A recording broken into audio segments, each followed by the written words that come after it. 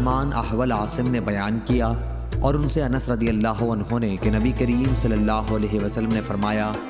مدینہ حرم ہے فلاں جگہ سے فلاں جگہ تک،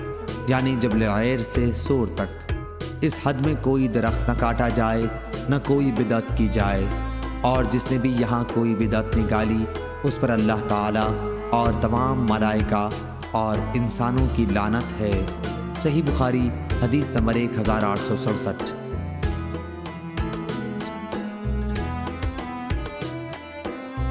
عبد الوارث نے بیان کیا، ان سے ابو طیاح نے اور ان سے انس رضی اللہ عنہ نے بیان کیا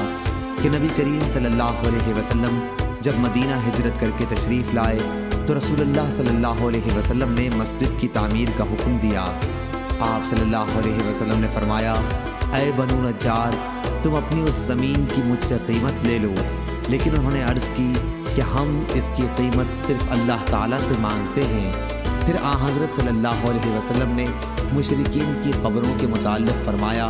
اور وہ اکھاڑ دی گئیں، ویرانے کے متعلق حکم دیا اور وہ برابر کر دیا گیا، کھجور کے درختوں کے متعلق حکم دیا اور وہ کاٹ دیے گئے